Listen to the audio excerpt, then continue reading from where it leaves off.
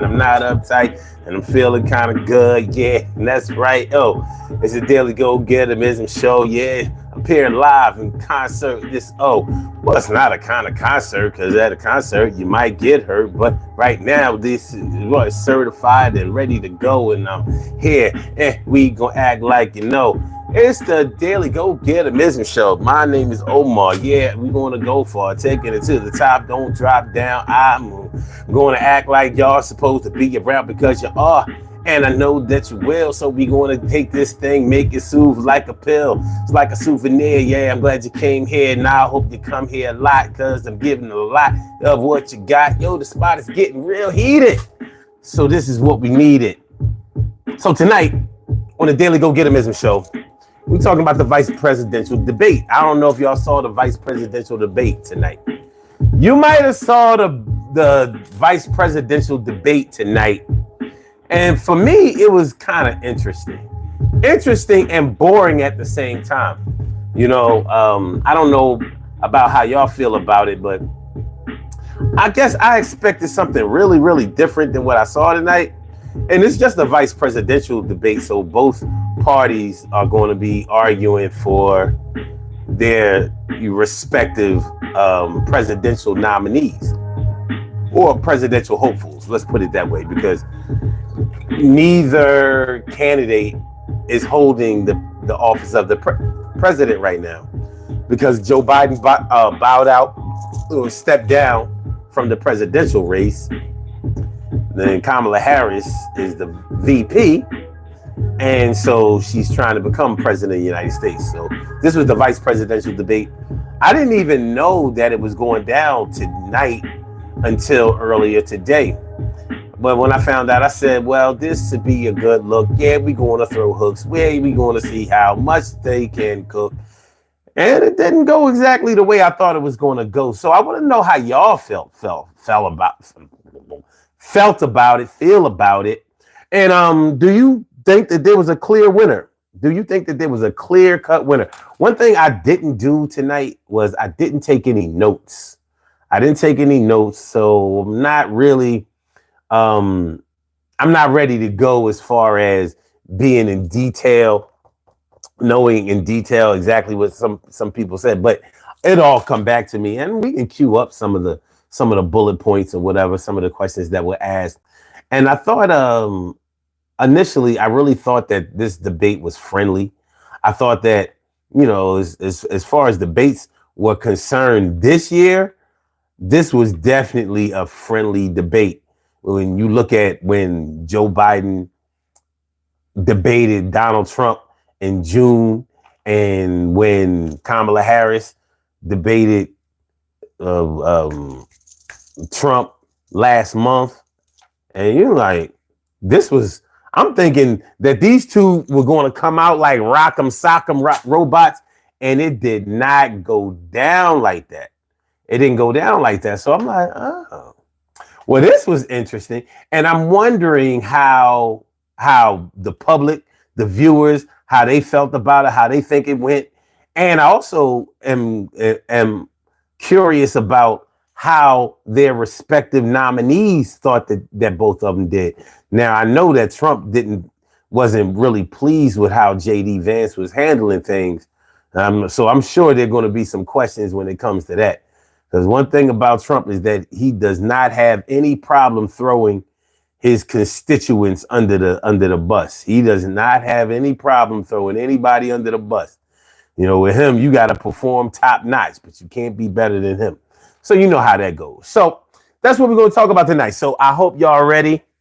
So we can also call into the show tonight. So if you've never been to this channel before, we can get it popping, we can get it shaking, we put it in the oven, get it baking, we can get it, make it go to the top. We can do this all night. We ain't really gotta stop. Well, I'm lying, because we got about an hour, maybe hour and a half, 2 is how it lasts, but that's about it. And that should take care of it, because the debate was only like an hour and a half, and none of it made me laugh. I thought it was gonna be more entertaining, but it got with my brain in, and I thought they was kind of cordial, and I didn't expect that. But I mean, they don't make make my pockets fat.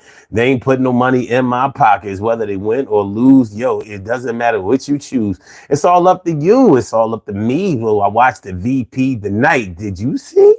I saw, and I was like, no, it can't be worse than. All right, let's go. Let's go. What up, y'all? How y'all feeling tonight? How y'all feeling tonight? Let's see. Let's see. What's that itch? Hold on. This is what I'm going to have to do. I'm going to have to cue it up because I don't want to miss nothing tonight. So bear with me just a second so I can get the show. I can get the show over here, so I don't have to squint my eyes or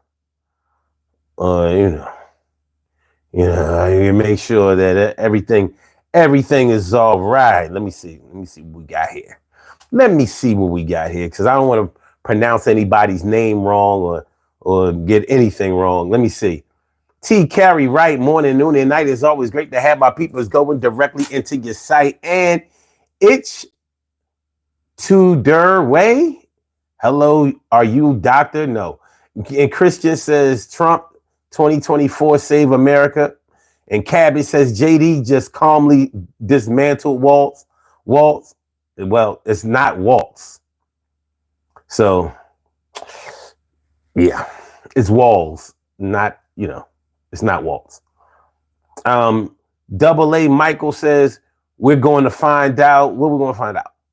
All right, 365 days of 5. Like the stream. Appreciate y'all. Patricia Wolf says, what happened to keeping your vote to yourself? Stop the hate. Why? You don't have to keep. Listen, just like you have the right to keep your vote to yourself, you have the right to express your vote. And why would your vote be secret? I always thought that was interesting. People like, whoever I vote for is private. Like, to me, when people want to keep their vote private, that means you don't really have that much confidence in the person that you're voting for. Like, are you voting for somebody you don't think that you should be voting for? Are you voting for somebody that's an unpopular choice with you and your peers or something like that?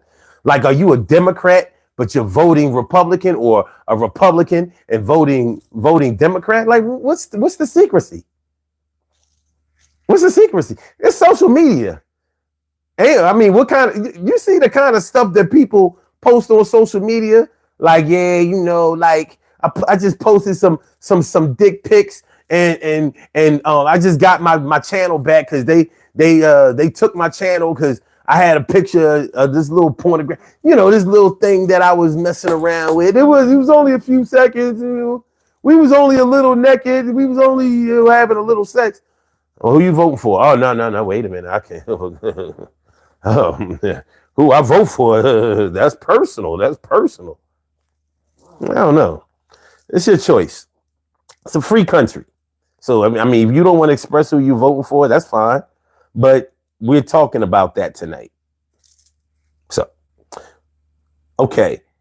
Goat DR says she's a liberal Karen. What's a liberal Karen? Patricia Wolf says because it brings division.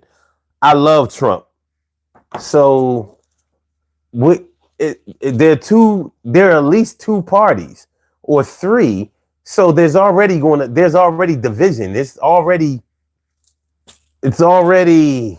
decided that there's going to be division. It's set up to be divided. Now, I understand what you might be saying if you're trying to say that with your friends, with your family, because maybe some of them may be Trump supporters and you're not, or if you are a Trump supporter and they're not.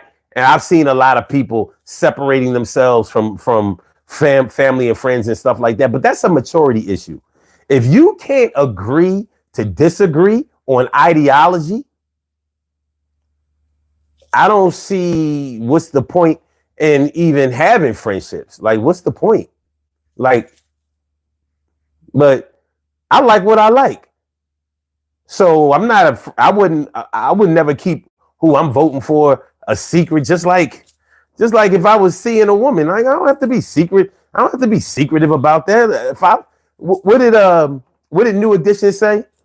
Ronnie, Bobby, Ricky, and Mike. If I like the girl, who cares who you like? I mean, it's up to me. Your choice is your choice. I don't have to follow who you follow, and I'm not going to allow you to manipulate me in that way or whatever or influence. What up, Ellison? He says, "What you like, What you mean? What I like? What does that mean? What does that mean?" But we are here, man. We are in motion, and like I said, you can call into the show if you want to. If you want to get it shaken verbally, if you want to call into the show. There is no censorship on this show. You can say whatever you want. You want to curse, you want to cuss, you want to swear. You can do it right here. You want to yell, you want to scream, you want to holler. You can do that. You ain't got to be a scholar. Won't cost you no dollars. I am here and so are you. So we going to come here and do what we came to do through this channel. Yeah, I'm not wearing flannel, not gray flannel like back in the day. This shit just smell good. Hey, we going to take it to another level. Hang around with the gods every day. Don't hang around with the devils or the demon. Don't drop my semen in no kind of men. Only women can get this. You understand what I'm saying? So that's what we doing tonight. We're talking about the VP debate, the vice presidential debate. Did you see it tonight? If you missed it, did you see the replay? Did you see any of the highlights? Do you think that there were any highlights? I'm gonna be honest with you. I couldn't call it. I had to call it right down the middle. It kind of looked like a tie to me. I didn't think that JD Vance really surprised me because I didn't think that he could keep his cool. He was very calm, very cool, very collected. He expressed himself well. I don't like the man. I don't like him at all. You know, up until this debate, he's been making a real ass of himself. But Trump makes an ass of himself, and that's supported by other people who actually promote a damn near 80-year-old man making an ass of himself. So, you know, but I was surprised. JD Vance did better than Donald Trump did. Much better. He didn't allow himself to be baited. He didn't fall into, trying to go back and forth. He didn't fall into trying to defend himself all crazy. He did have to have his mic muted one time, but that wasn't that bad. I didn't see like there wasn't a blowout in either way.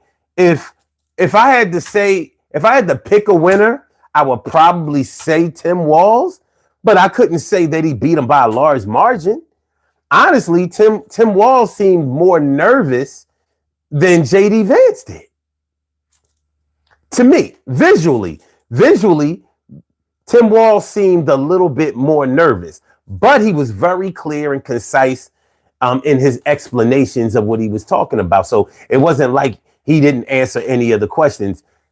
Some of the questions JD Vance clearly wouldn't answer, like when they got him with that easy ass question, did Donald Trump lose the 2020 election? He did lose. That's why he's not that's why he's running for president now. But he didn't answer that question. I think that may cost him sometime in the future. I think it may cost him. I see that we have a caller on the line. So this is what we're going to do. I want to let y'all know that the caller that's calling in has blocked their number. And oftentimes when people block their number, it's because they're about to do some stupid shit. Like they're either about to, play a recording or just curse or try to say something funny, things like that. So I just want to warn y'all that could happen. Another thing that could happen is that they're a serious caller and they just don't want to put their caller on anybody's caller ID who they don't know. So it could be a trust factor or secure. Don't even call it a trust factor. It could be a security measure. And I'm not mad at that. But I've been doing this long enough to know that sometimes people, they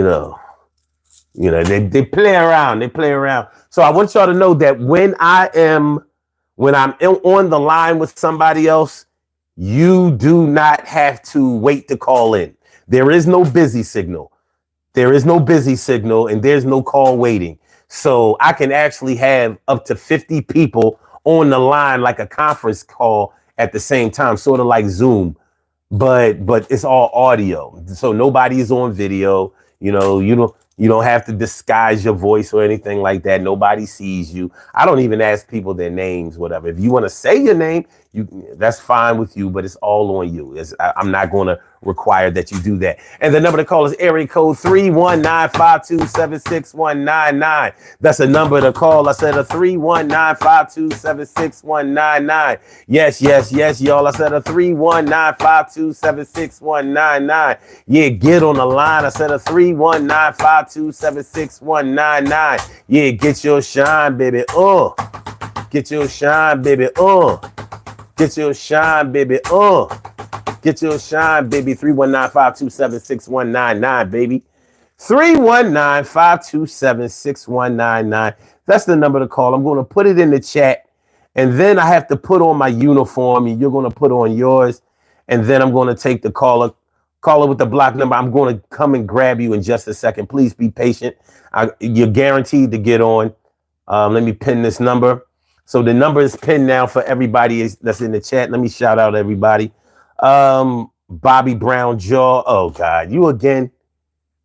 You're going to get okay. Anthony, what's going on? What up, Anthony? You know what I mean? Thanks for coming through. And Ruby Colvin and John Bonomono. Wait. John Bonomonu. Okay. And Wesley Stokes, Homeboy Unholy, Jackson Smooth. I just want to make sure I get everybody. All right, this is what we do. On this show, we wear a uniform so I can get right. We can get right, actually. So let me put on my struggle beads.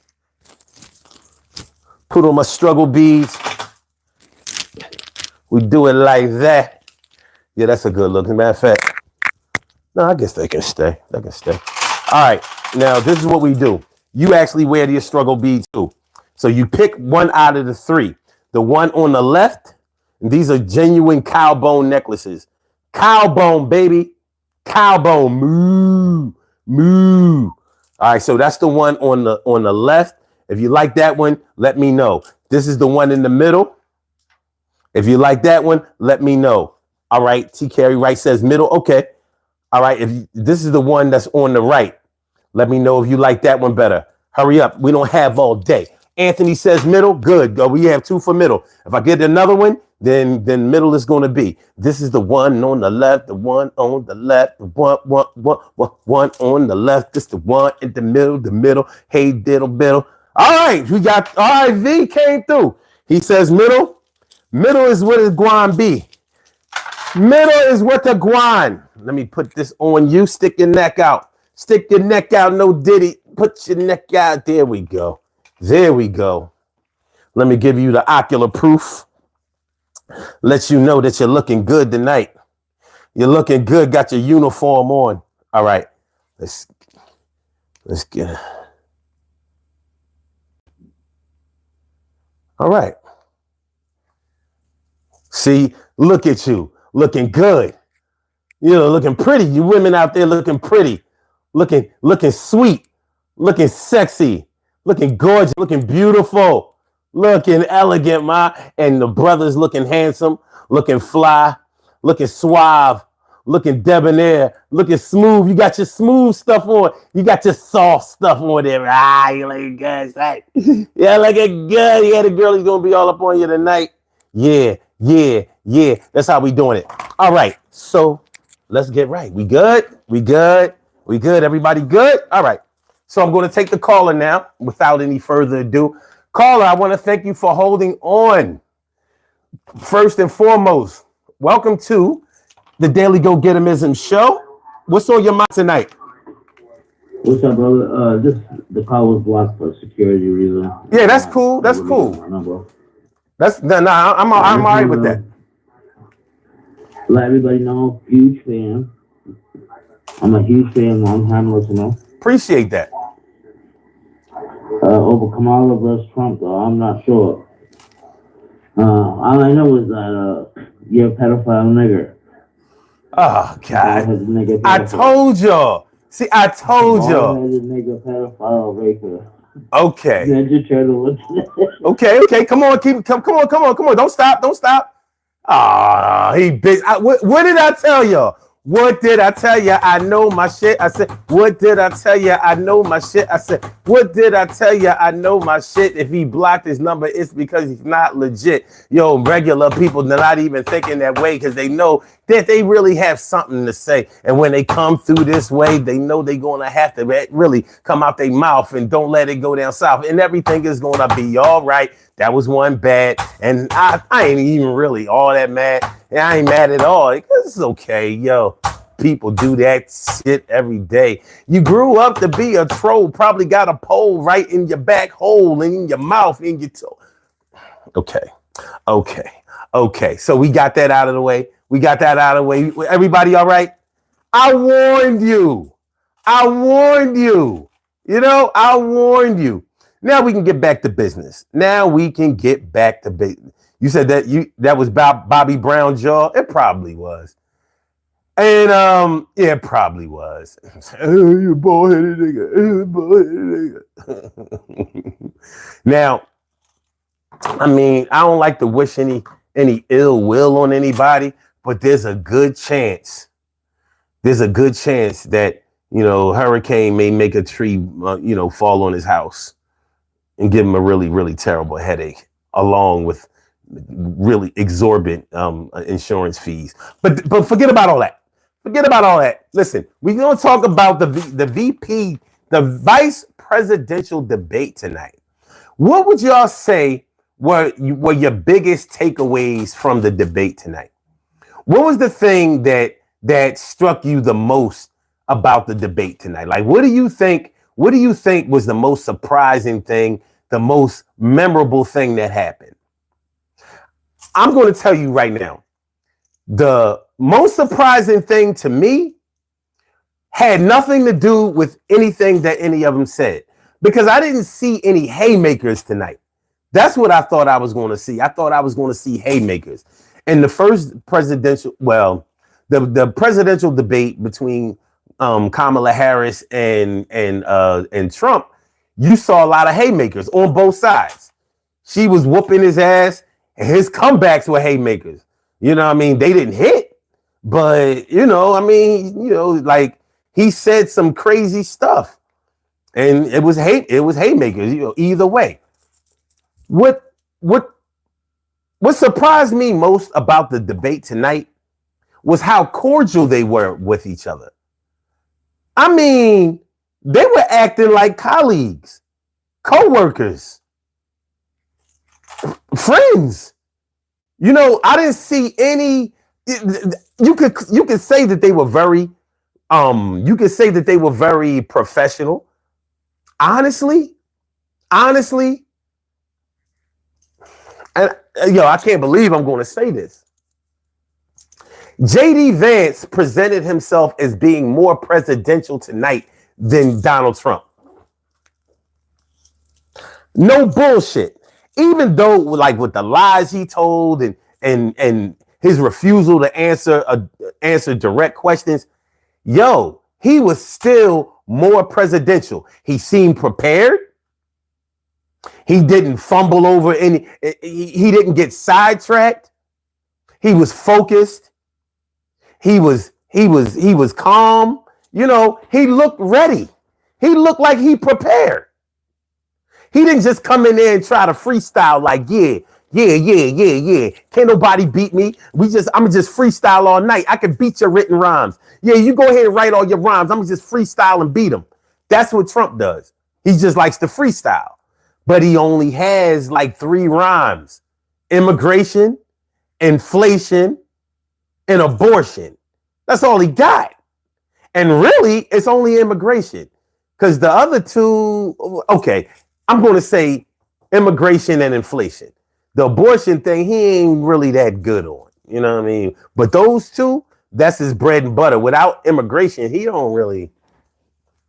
The economy, I mean, he makes bold stuff. But anyway, JD Vance impressed me more as a more presidential candidate than Donald Trump. Real shit. And I was like, that's what surprised me. They were agreeing with each other. They agreed with each other 3 times. And JD Vance was the one saying it. But one thing I do agree with Tim Walz about blah, blah, blah. And they were both like, yeah, I agree with that. And blah. I was like, look at this shit here. I didn't see that coming. I thought it was going to be more of a rumble. Like, I oughta, and you talking about childless cat ladies with your dumb ass. And you talking about, you making up stories about Haitians eating cats and dogs. It wasn't no mudslinging. None. Scene flexing was good. Was good. All right, let me see. Swing that says, all right, swing that call in. You see the number pinned? 319-527-61. Listen, anybody can call in. There's no restrictions. You know, there's no age limit or whatever. This is not a child's show. You know, if you want, listen, let me do it like this. You can stay in the chat if you want to stay in the chat. But if you think I'm going to read every comment that you put in there, then you're kind of wrong. I'm just going to tell you right there.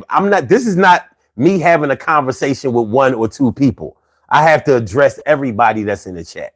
But if you want to be addressed personally and you want your voice to be heard and you want to make your point directly, when you call in, I don't cut people off. I don't give them only a little bit of time to speak.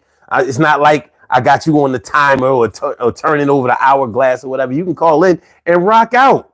I don't tell you what to say and I don't tell you what you can't say. No censorship. This is all democracy. This is all democracy. 319-527-6199. I mean, but if you're a scaredy cat, you don't want to call in. Because I know how hard it can be to actually express yourself. You would have to, you know, kind of have to string your words together. You have to make sure that your head is right and all of that. I get it.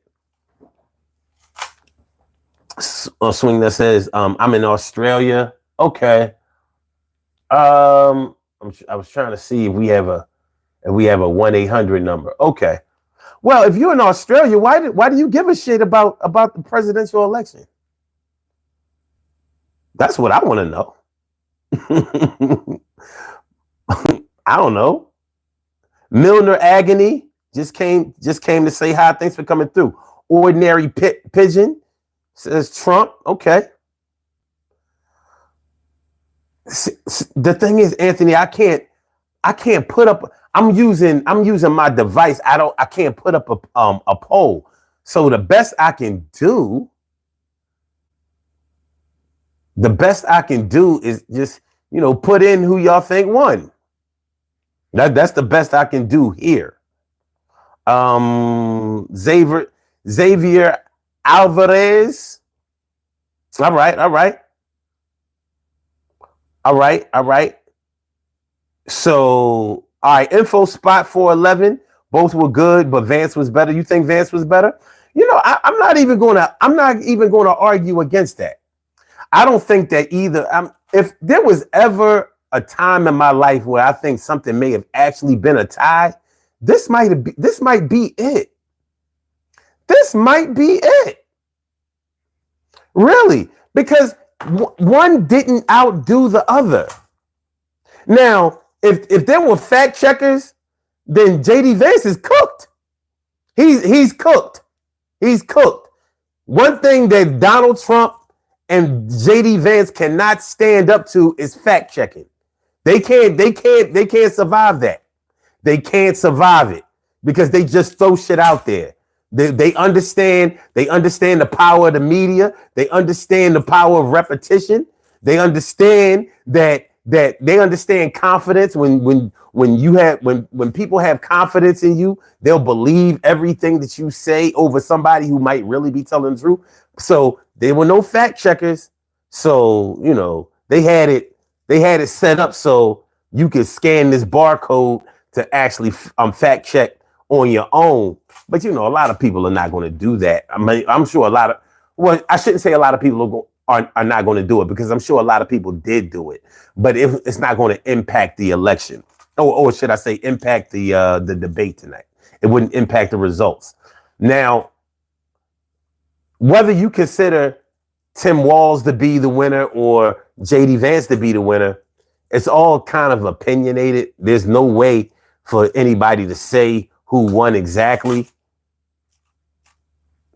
But because of how the debate went tonight, I was kind of glad that there won't be another debate, because it was like, I don't want to say this.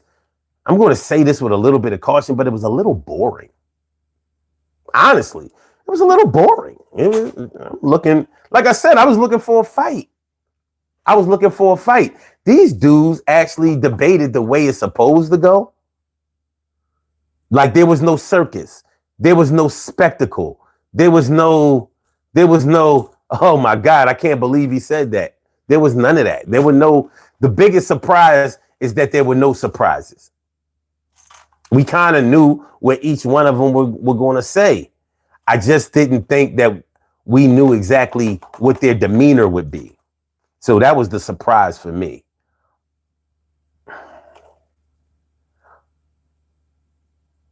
All right. Maya Diaz says, your ex-wife is the winner. She ran and got away from you.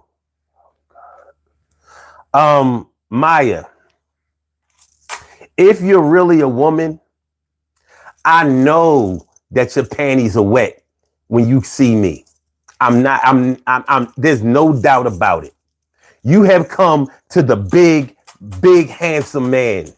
That's so you can say whatever you want to say, but no woman has ever tried to run away from me. They run towards me. And when they see me, they put their arms around me and they be like, oh my, you're the best. That's what they do. And that's probably what you want to do too. Yeah, you little whore. But anyway, so let's go. TK Wright says, compared to the way Trump debates, yes, it was boring. All right. Josh Bruin, what's good? He always has something good to say. What up, Cody? Says, I'm back. Thank you for being awake, brother. Man, you know how we do. Maya says, you're big and soft. I am not. Look at that. I'm big and hard. Look at that. They see that shit. You know what I'm saying? We talk about 24 inches. Straight bulk. I did push-ups today. How dare you? How dare you? Okay. All right. Let me see. Anthony says debates are supposed to not be spectacles. It's supposed to be people rationalizing their opinions and relaying their information. Yes, but because of Donald Trump and the way that he has conducted himself, we don't know. Like, you be honest. Because of the way Donald Trump conducts himself, you have to constantly keep your head on a swivel. And you're not looking for assassins. You're looking for, you don't know what's going to happen. You don't know what's going to happen. He keeps you on the edge of your seat in a negative way. You don't know what he's going to say, who he's going to offend. He never walks back his words, even though all of his words are normally inappropriate. But everybody who supports him tries to walk back his words. And I'm like, no, let him do that. That's not your job. That's his job. That's a 78-year-old man. You don't think he knows what he's saying? He's been saying what he's been saying for years. We've been dealing with his shit since 2015. Nah, you don't have to speak for him, but they do it because they know. Do me a favor, y'all. Hit the like button. We should definitely have more likes up there. We got 72 people in the house and 16 likes. I know we can do better than that. Yo, please help me out. Do better than that. Yeah, helps out the channel. Yeah, do better than that. Yo, just give me a like better than that. Just give me a couple of likes and take a hike. Yo, you can stay here, but yo, it does appear that we can do a little bit better than we was. So give me a couple of likes. Yo, do that for me, cuz. And when I say cuz, not because I'm a Crip and I don't fuck with the Bloods and none of that, the floods of people that come through the show. We just talking about a little debate tonight. You know what I'm saying? All right, so that's what we're working with. All right. Josh Bruin says, hi, everyone. We don't need any more spectacles. We need our candidates to cover policy, our Congress to cover legislation, and our citizens to become united. Yes, that is the way it should go. How's it been turning out? How's it been working out? I mean, on the MAGA side, they're not even interested in unity. I've never seen a subdivision of a party sow more seeds of division than that. Like, forget about it being undemocratic. It's just fucking ridiculous. Like, they clearly draw a line in the sand. Like, nah, we don't mess with them. You don't vote red? I don't know what to tell you. You have never heard Donald Trump say anything like, I'm the president of all people. It doesn't matter if you didn't vote for me. I'm still going to. You have never heard him say anything like that. You never even heard him imply that. I mean, those are just facts. He's not interested in that. It's like us against them. It's like the union versus management. As irresponsible as anything I've ever seen. How do you call in? The number is there. 319-527-6199. Leo Wakefield was good.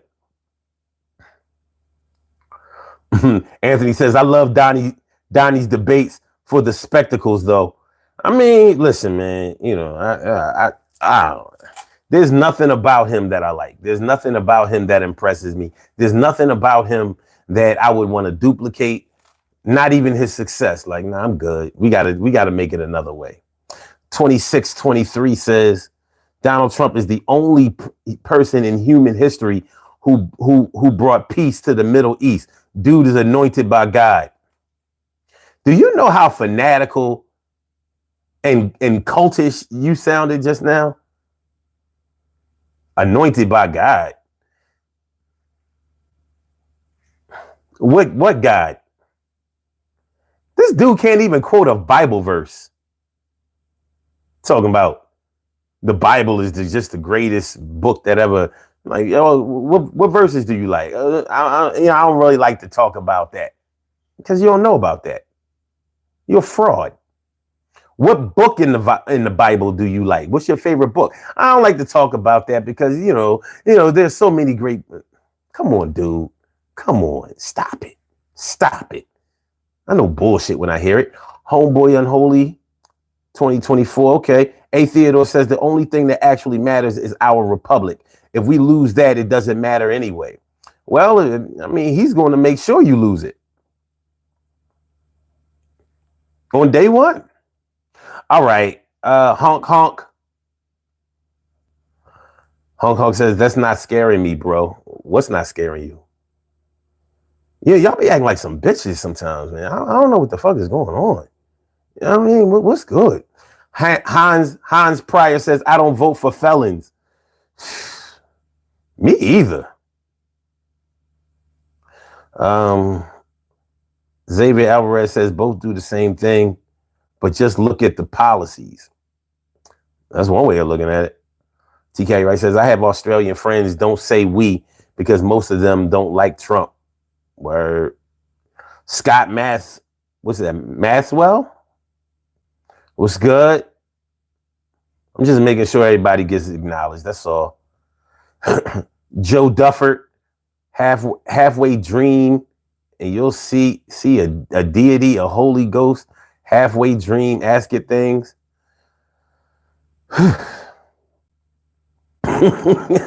Shit. My people's V. What up, V? Thanks for coming through. All right, let me see. I'm going back up in the comments a little bit. Wesley Stokes says, yo, bro, I'm not sure if you know anything about military, but you showed dedication in streaming. I'm leaving to become an Army Ranger. Any advice on staying focused? Well, you know what? If you're going to be an Army Ranger, you're going to definitely get focused because it's a requirement. That boot camp and all of that boot camp training, you're going to become very disciplined. But sometimes people think that they lack discipline, and when they actually have it, like if you are able to wake up every day and go to school, then you're already on your way to being disciplined. Same thing with work. You know, anything that if you look at the things that you do consistently, and if any of those things are positive things, then you are showing a certain amount of focus and discipline. So it doesn't always have to be something rigid or something hard or something difficult or something complicated or something that a lot of people can't do. Everything starts at one. So if you can start being disciplined just enough to eat breakfast, lunch, and dinner at the same time, to wake up at the same time, go to sleep at the same time, those are things that are going to serve you well in the armed forces. Now, I'm not a military guy. I considered going in, but I'm not a military guy. But I know I would have done well if I had gone into the military because I've always been regimented. I've always been disciplined and, you know, doing certain things every day. Like I work out every day. I don't even need an alarm clock. If I need to wake up at a certain time, my body is on some other shit because I used to use an alarm clock so much, and I've never pushed the snooze button or I never put like the time ahead so I'll have more time. I don't do that kind of stuff. So anything that you practice at, you're going to get better at. But remember, anything that you practice at, you're going to get better at, and that's the good things that you practice, and it can also be the negative things. So you take yourself everywhere you go. So if you're a nice person, if you're a kind person, if you're a curious person, if you are a personable, you know, cordial type of person, you're going to take that everywhere you go. It's not going to depend on the people who you're around or whatever. The same way is that if you're rude, if you're obnoxious, if you are the type of person that's a big turnoff to people, it doesn't matter whether you are in California or New York or Texas or Minnesota. It's not going to matter. You're going to take yourself everywhere you go. And I suggest that you take the best version of yourself wherever you travel to, because you're going to need it. We have another caller. Yes, we do. We have another caller. All right, so let's get to the caller. Caller with the last number is 0297. All right. This should be good. All right, caller with the last number is 0297. Welcome to the Daily Go Getimism Show. Thank you for holding. What's on your mind tonight? What's good? Hey, this is Ed from Detroit. I'm Info Spot 409. Yeah, I recognize the number. What's good, man? Good to hear from you. Well, thanks. Let me know. I just want to let everybody know you have posted 6299 is 6199 if anybody wants to call in. Oh, okay. Thank you for that. Yeah. All right. You know that I always enjoy your show. Real quick on the debate. I think Vance missed a couple opportunities, and then I liked both of them. I felt it was a much better debate than the Harris and Trump one. Two big opportunities he missed when the subject of the housing was brought up, and he got into illegal immigration again. He missed the point to hammer home. Hey, we've had 3.5 years here with Biden and Harris, and the problem lies is with the inflation, the cost of lumber, shingling, drywall. You know, this is where inflation is affecting from people renting, building homes in the housing. And then when it was the subject of the Affordable CARE Act Mm-hmm. is he missed an opportunity where, yeah, the pre-existing condition was important. I think Waltz was brilliant in bringing that up, which is important, but he missed the opportunity to bring up the problems that came with the Affordable Care Act when Trump came in and he fixed some of it. For example, when some states only had one plan available, and in a lot of states, the price of these plans, the few that were available, went up like 50% to 100% in a few years. The cost, and then Trump did work to make it available where it wasn't just state specific. So there were some points I think he missed on the Affordable Care Act where, yeah, Trump gets some criticism, what he didn't get done and making it better, but then he did do some good things with it. But me overall, I enjoyed it. I don't think it's going to make too much a difference, to be honest with you. I don't think there's that many voters out here that are going to be voting early voting or actually the day of, where they're still just, I don't have my mind made up yet between the two. They're voting Democrat, Republican, or third party, and that's it. I think most people have their mind made up. I enjoyed the debate, but I don't think it's going to make that big a difference. Yeah, especially overall. Maybe I'm wrong, but no, I don't think you're wrong. Especially a vice presidential debate. I don't think that it's going to move the needle either way. But I think that it was important for. On that issue, I think that JD Vance may have had the best advantage because his imagery leading up to this debate was very negative. He didn't seem like a very personable person. He didn't seem like he cared about anybody else. He didn't seem like he knew exactly what to say. He didn't appear to have any decent tact. Like he didn't think things out before he spoke, and he proved that he did do those things tonight. So I don't know if he was really coached well tonight and he actually accepted the coaching, and which is opposite of what Donald Trump would have done. But he showed well. He presented himself well to the American public tonight. So he did a good job there. I think the advantage goes to him when it comes to who did the best job at improving the public's perception of themselves. I think he won on that. Oh, I agree with that. Where I would compliment Walz, I feel Walz did a really good job on the abortion issue. I'm more pro-life myself, but he slayed him when the topic of the abortion got up, and I think Walz brought in. He's more of the family man, the family guy, those like family values. When he mentioned his kids quite a few times, and when I noticed in the nonverbal communication, he wasn't looking at JD Vance as much. Walz, he was looking straight ahead. Where I'm hearing what you got to say, but that was kind of telling to me too. They both did good with the debate, but it wasn't, I guess, as interesting as of a debate where, like you say, if you wanted to see, some blows going back and forth and whatnot, like we got with the Harris and Trump one. Mm-hmm. What I thought was interesting about the debate was that, and not just this debate, but the presidential debate with Kamala Harris and Trump. Mm-hmm. The Democrats seem to be more on offense, explaining their position, laying down the details of their policies, where the Republicans seem to be more on defense. Well, how, defending their position on certain things, trying to repudiate or what's the word I'm looking for? When you defend yourself against another opponent, it's an easy word that we always rebuttal.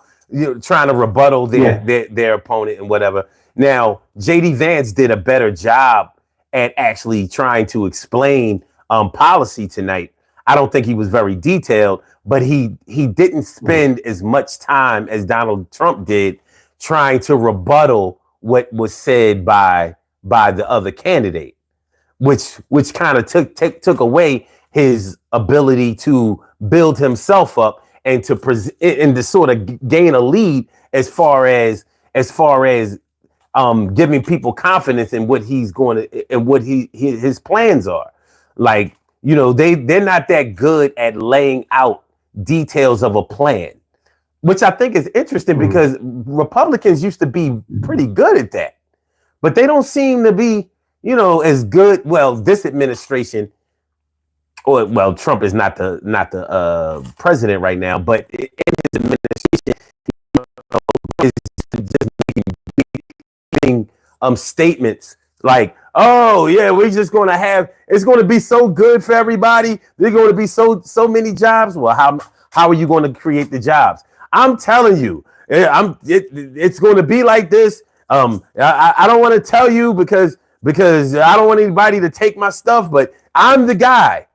It's never we. It's never my team. It's always me. What I'm going to do, and it just amazes me that people can't see through that. That's something like a cult leader would do. Like, I've been ordained by the Lord to lead this flock. So just listen to me and everything will be okay. Like, no, I don't want to hear that shit. This is politics. And I know the flaws in when it comes to men, when it comes to money, and when it comes to pussy. You can't trust man. So I don't want to hear that I'm going to do all of this stuff. I need just like if you were at work, at your job, no matter what position you hold, whether you were an associate, a subordinate, or whether you were in management, especially if you were in management, which if you think about it on a presidential stage, you are the tops. You're the president of a company. So you should have clear plans laid out that you want to convey to your team. Not just, all right, well, listen, we're going to do something that's never been done and see how it works. No. So if you were at your job, whoever your superiors were, they would want you to clearly lay out what we're going to do, because that's how you're going to get your budget. We're not going to budget you for some blanket crazy idea. We need to see exactly how much everything costs and how this is going to affect that, and that is going to affect this, and it's going to bring us our bottom line. Now, I have heard Trump talk about doing that as far as the tariffs of are concerned, but as you can clearly see tonight, that tariff idea is highly flawed. It just is.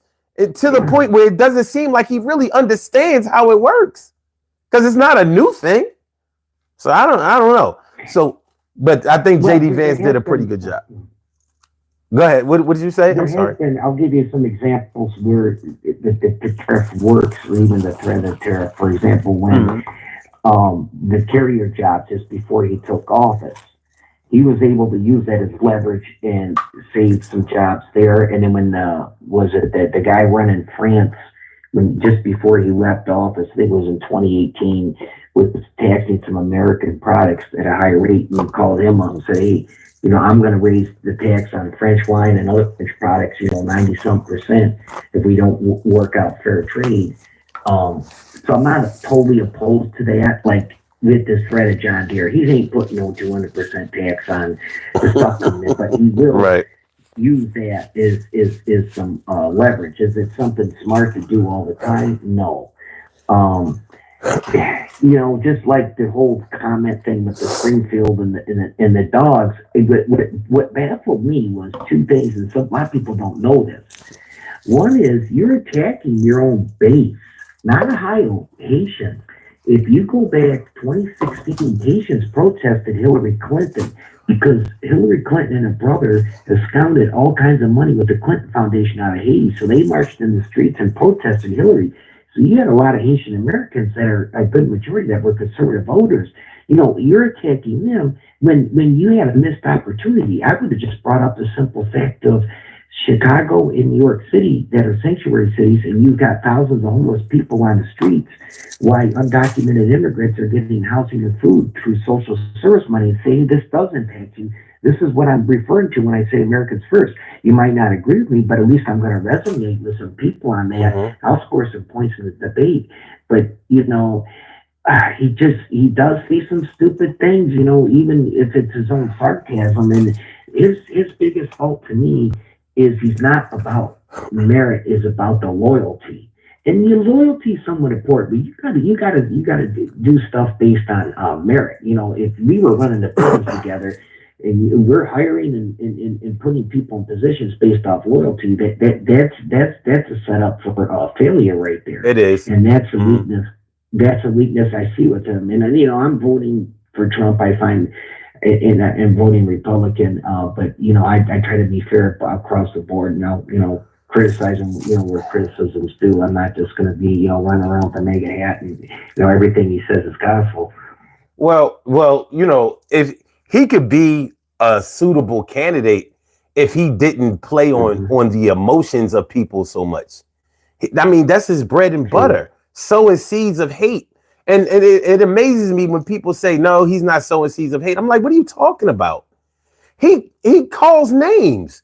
You know what I mean? He clearly creates an environment where like you can't expect that everybody in America, the common working man, the hillbillies, the rednecks, the ghetto folks, you can't expect them who haven't, they're not highly educated or whatever. So they don't understand a whole lot of wordplay and a lot of intellectual ideas. I'm not saying that they're stupid, but if you're going to explain something to them, if you're going to show them something, you're going to have to clearly explain to them how it works from A to Z.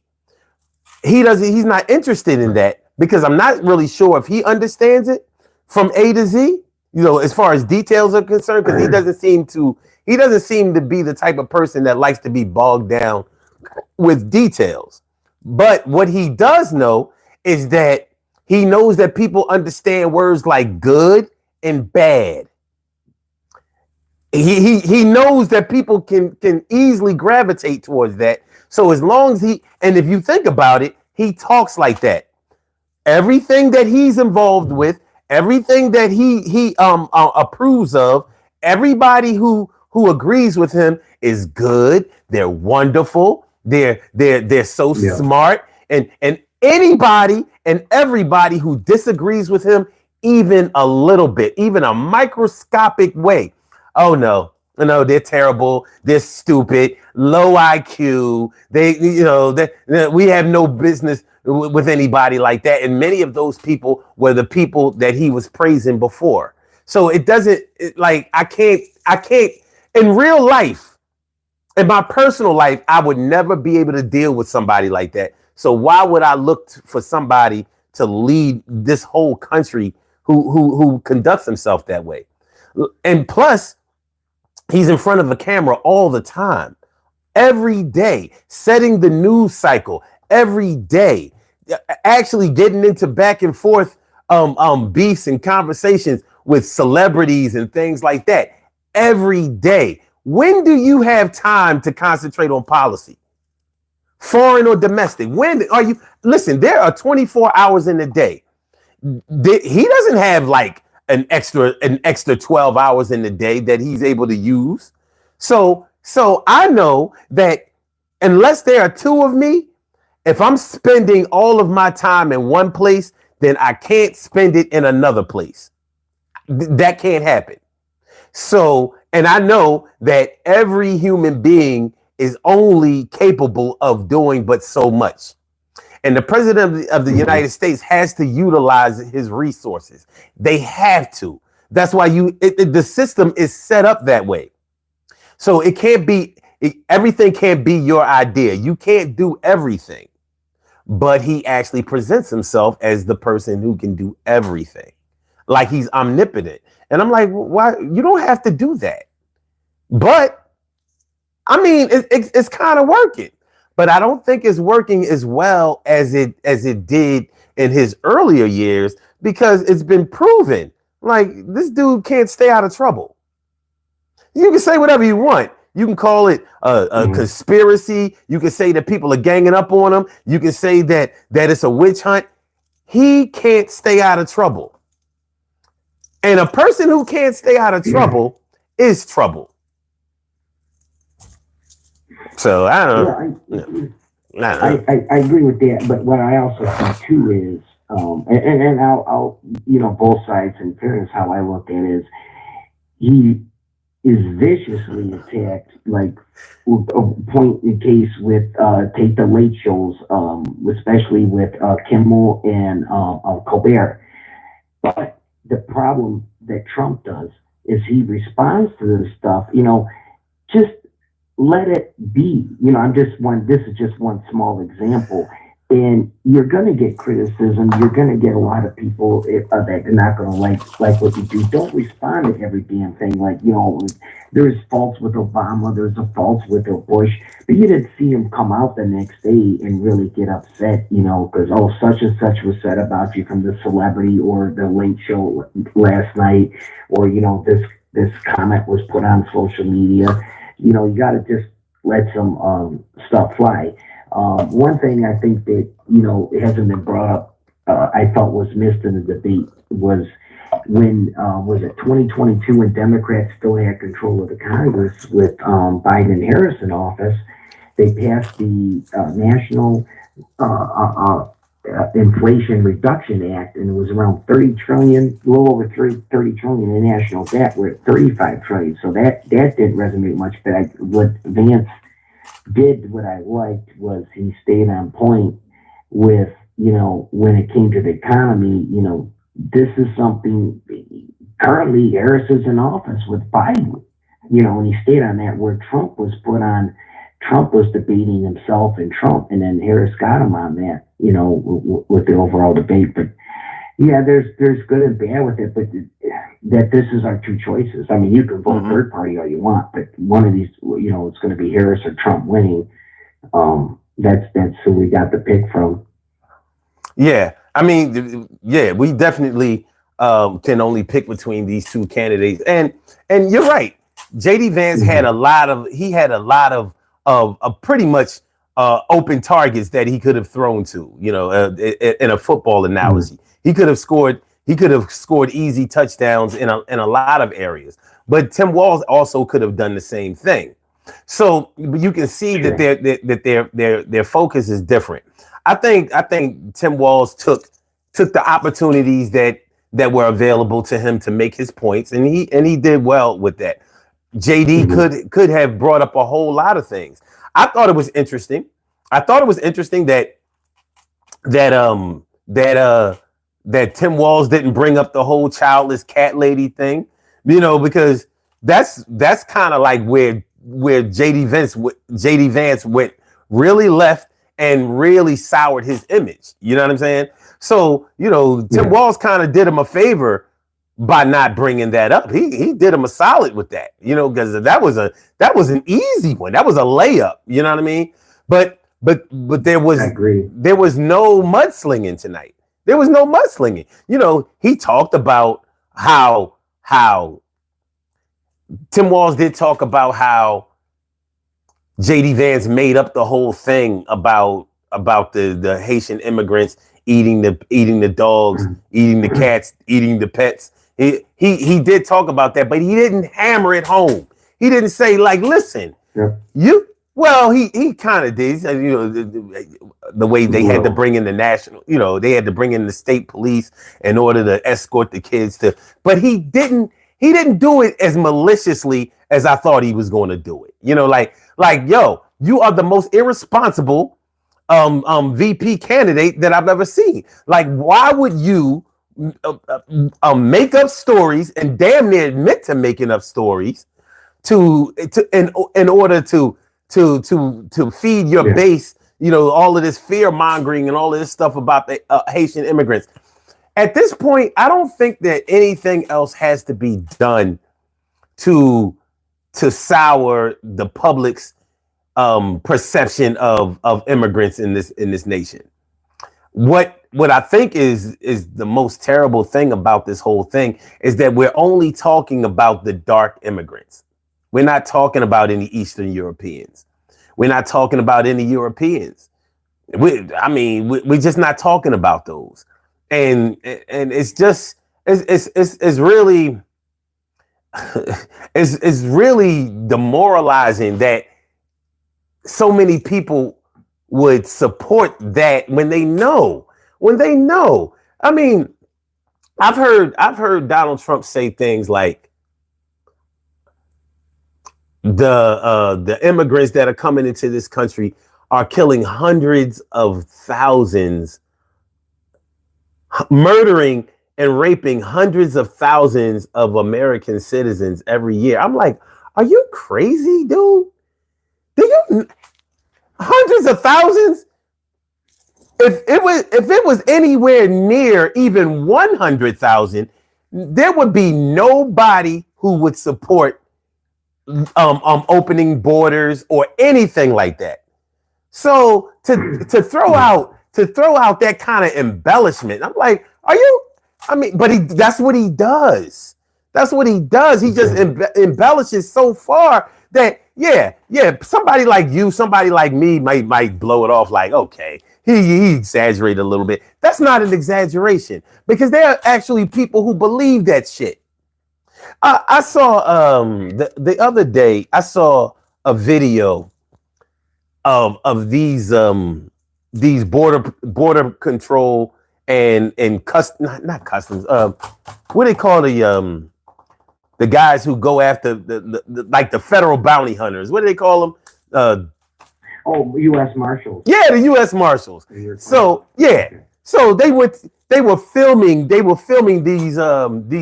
these immigrant drug dealers, and like yeah, you see what they're doing? They're coming into this country, selling drugs and blah blah blah blah blah. And I'm thinking like, okay, like yeah, they don't want to be filmed. And I'm like, well, find me a drug dealer that likes to be filmed.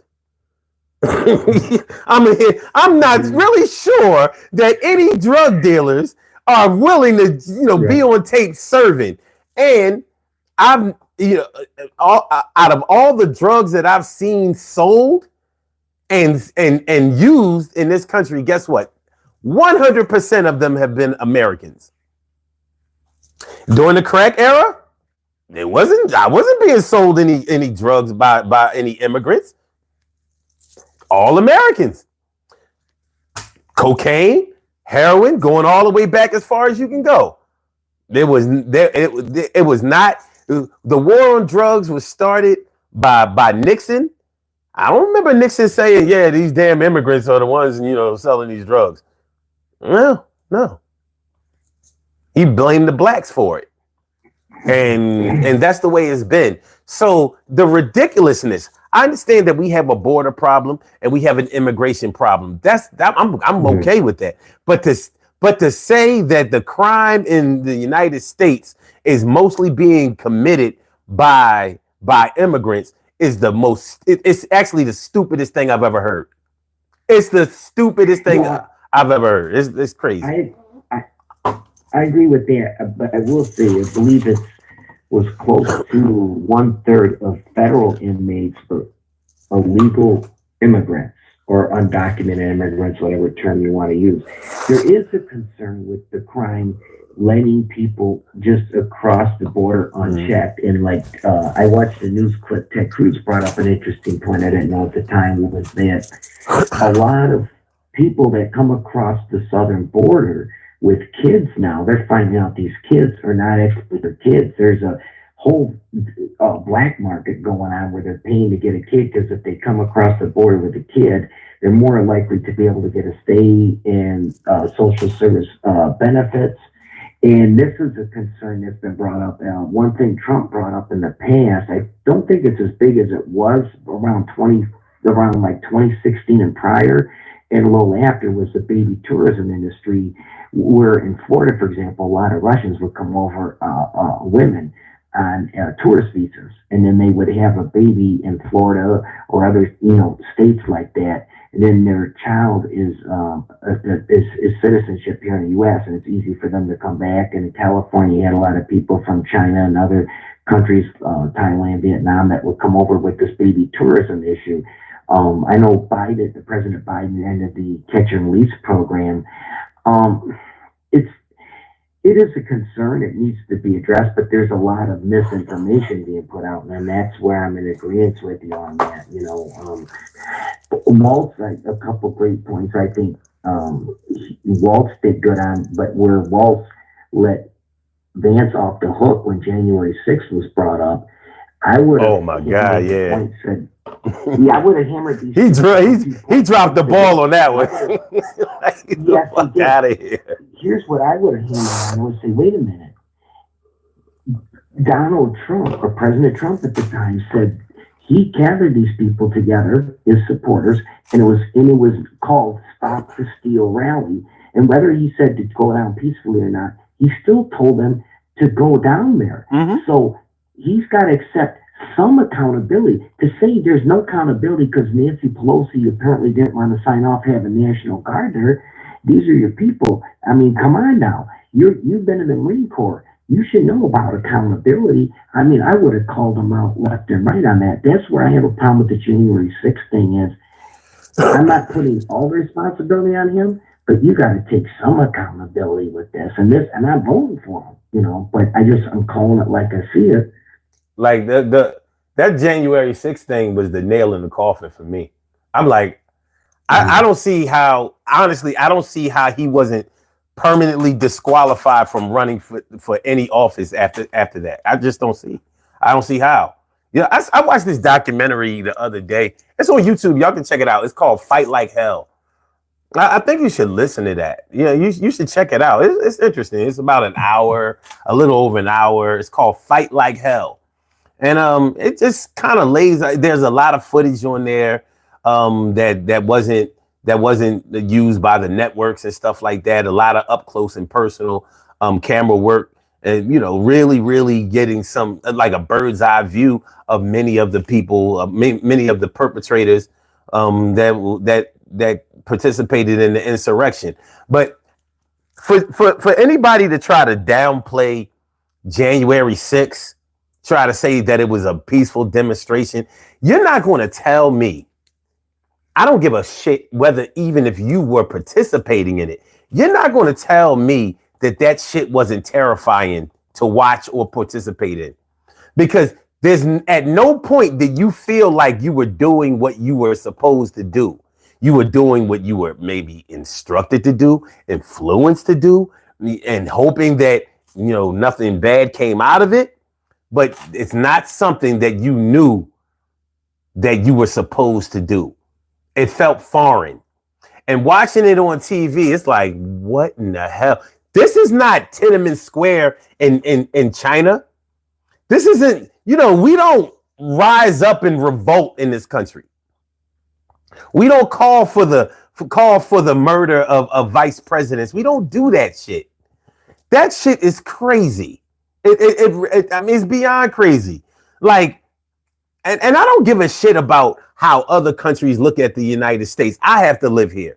So the way I look at the United States is through the eyes of a black man who knows that he can't trust police or law enforcement at all.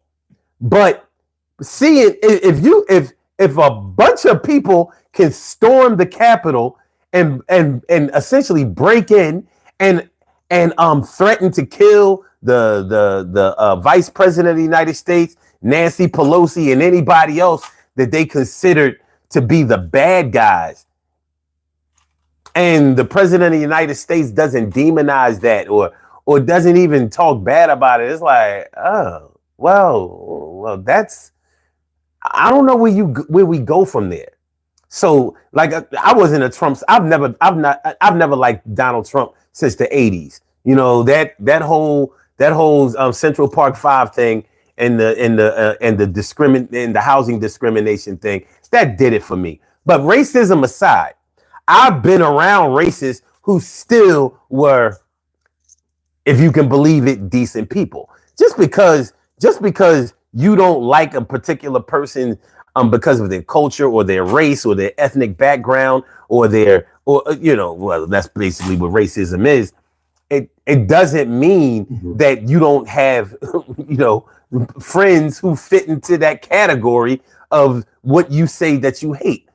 Racism is a practice. It means that you stop that person from being able to learn, to earn, to exist, to be able to advance in an area because of their race. That's what racism is. It's not about a bunch of racial epithets and calling people out of their name. It's not about all of that. And that's where people get it confused. So where Donald Trump, like in the housing discrimination thing, when people try to sweep that under the rug, and I'm saying like, well, they actually sent operatives in there. They sent black people in there with money to ask if they ask about getting apartments in New York City, and all of them were told that there were no vacancies. 100% of them were told that there were no vacancies. Sent white people in with money, and they were told that there were vacancies. You can't defend that. That's what he did. So, you know, when people try to dumb it down and they try to defend him on not being racist, and I'm like, no, he is what he is. It doesn't mean that he doesn't like Stevie Wonder. It doesn't mean that he doesn't like he likes black celebrities. But who the hell doesn't? Who doesn't? You know? But you know, when it comes to common people, he has a problem. And that whole Central Park 5 thing to take out that age. I mean, I'm sorry, to take out that ad with the amount of influence that you had as a businessman and call for their execution before they were tried, before they were convicted, and then to find out later that they had nothing to do with it. And then you don't, I mean, what's wrong with saying that you're sorry? What's wrong with saying, well, listen, I was full of emotion. I don't like to see my people being hurt. And I thought that they were the ones, I thought that the case was strong against them. And so there's nothing wrong with that. There's nothing wrong with that. But that's been my gripe with Donald Trump way before 2015. So, you know, and then the whole first he wants to question Obama's citizenship. He lies and says that he has his original birth certificate and he's going to present it. And he was lying. He was bluffing. And then now he's trying to do the same thing with Kamala Harris.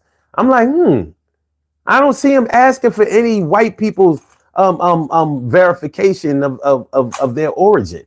You know, like, I mean, you could at the least you could have said, well, Arnold Schwarzenegger better not think about becoming president. But no. So there's clearly a race problem here.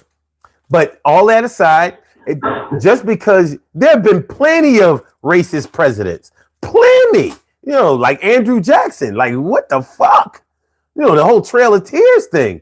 But it doesn't mean that you can't be an effective leader just because personally you feel some kind of way. You have to still be responsible in your role.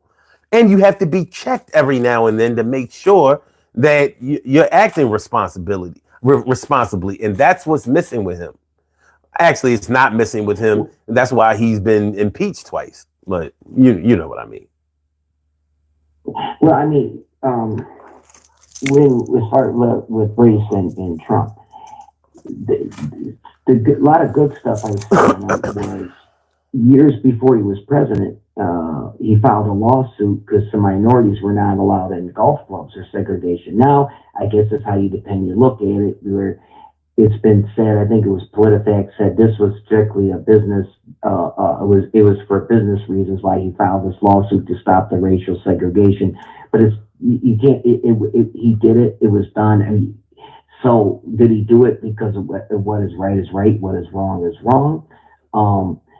And what President Trump did some great things with his executive orders when he was in office that benefited minorities, which I look at. He appointed the first black female to a general in the Marine Corps. He had, I think it was the United States Surgeon General was black that he brought in there.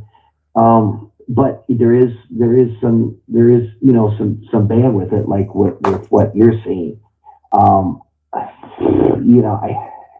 I'm just not fully on board that, for example, I forgot about this.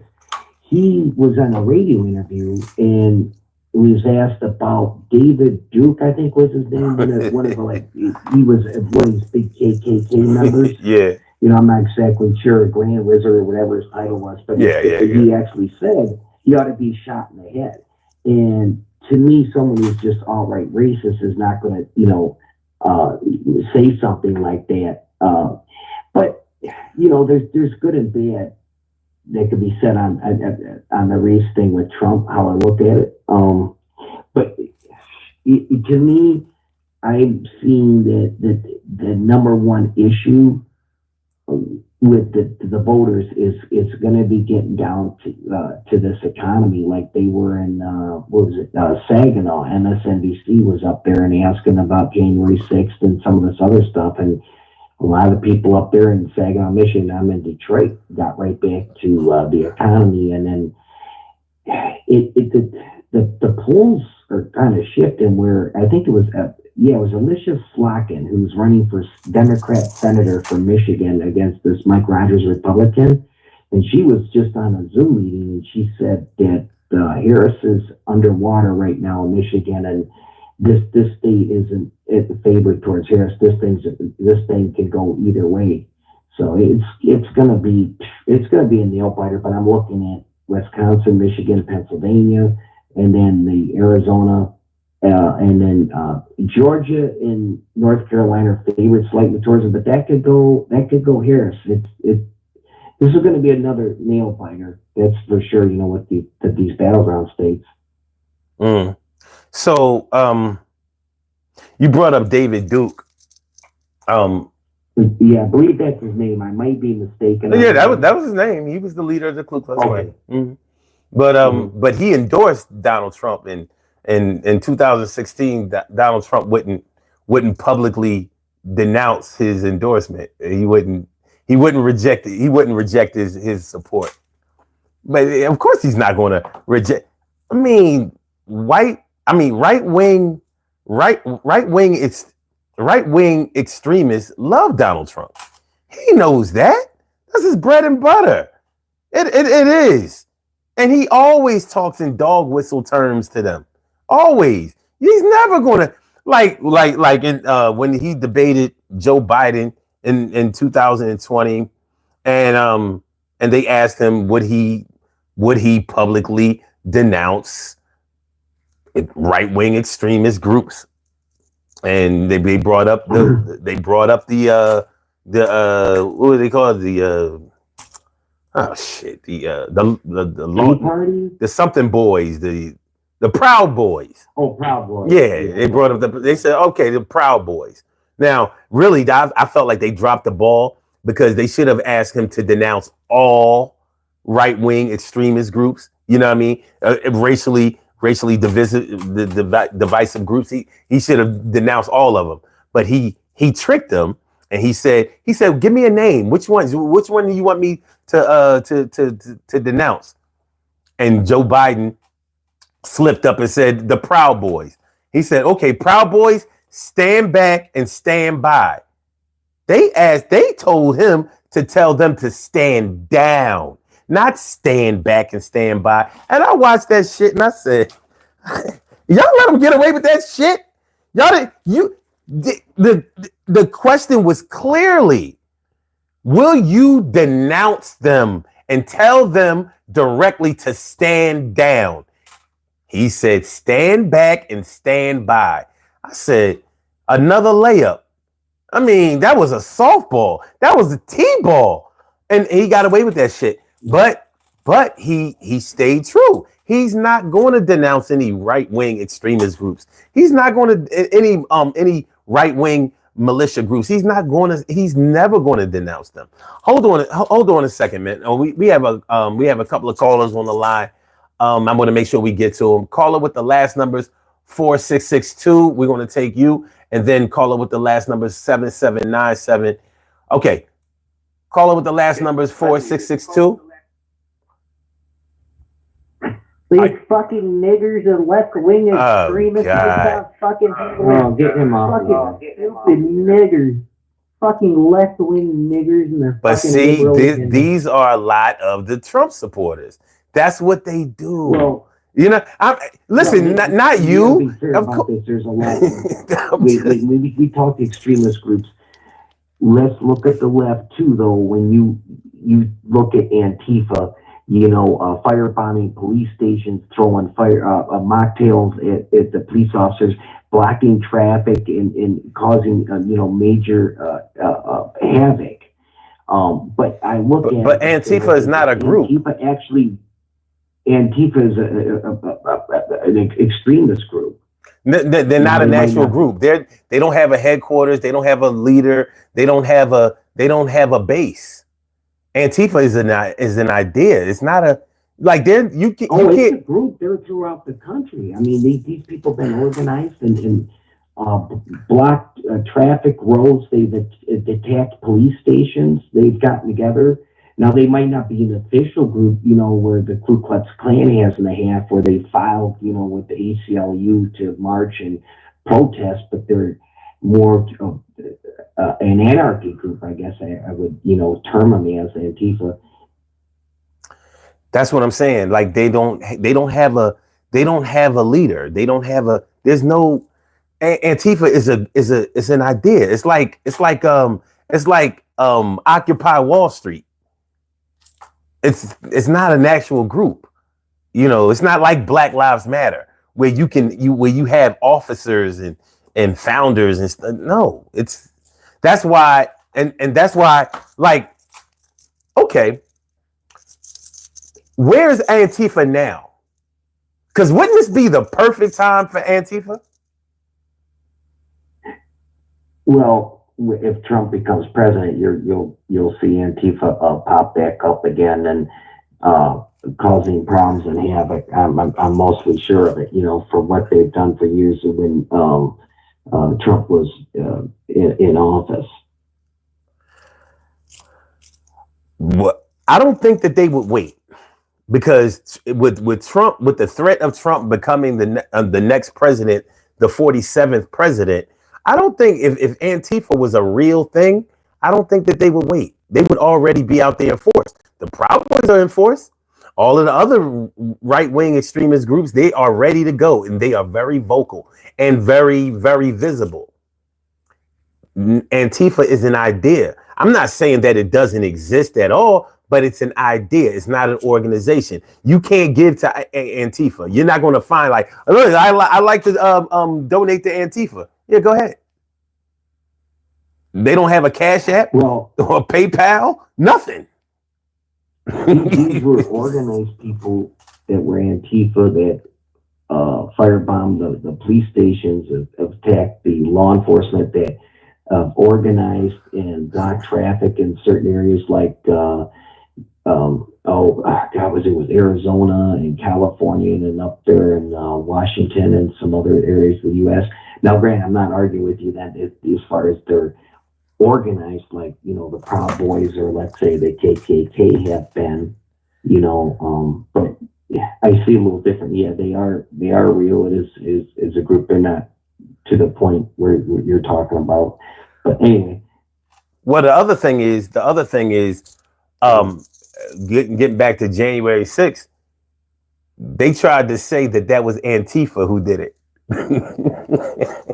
I thought that shit was the funniest shit. So I said, okay, Antifa did it. All right. Well, then, if Antifa did it, then everybody should get locked up. All of them. Because that wasn't the good MAGA people. It was Antifa. So everybody who got locked up had to be Antifa. So, you know, no pardons, you know, stiff sentences. That make sure we have speedy trial, everything. But they knew it was bullshit. You can't blame everything on a ghost. You know what I mean? The dog didn't eat your homework. You didn't do it. All right. Caller with the last number is 7797. Thank you for holding. Welcome to the Daily Go Get 'Emism show. What's on your mind tonight? Good morning, good brother. You know, it's your brother Troy Diesel. I do know, and I'm glad to see you. What's good? I can't complain, man. How you doing, sir? The other gentleman, how you doing this morning? Oh, good. Okay. I'm not on here. You know what some things about me, son 752. And this the most important thing I can't stand is racism. Racism. As an African American, I've been called N-word. Okay. At age 54, you don't have to be called N-word for you to be a racist. The N-word is not the norm. It's how people treat you and how people come off and how it can be systemic rather than just the word. But I digress on that part. But let's just talk about that man. I hate saying his name because of the person he is. One thing, the thing that you said about him, the housing issue, the words that his father used to one of his managers is that I would never ever rent to a nigga. That's what his father used. That's not my words. That's what his father used to a manager when he was running in 2016, and they interviewed the manager that was in his office. He wasn't taken to court just once. He was taken to court 3 times for discrimination against African Americans or minorities. 3 times, right? It's the Central Park 5, same thing. Not sitting back, assuming responsibility that he shouldn't have done what he did. And to say sorry is an understatement, but he's never said sorry. The thing that upsets me about people is when he says, well, he can't be racist because he's done things for black people. Yes, racist white people have done things for black people since slavery. Since slavery. So nobody can tell me that part. You know, and then you turn back around and then you get to how he disrespects Barack Obama.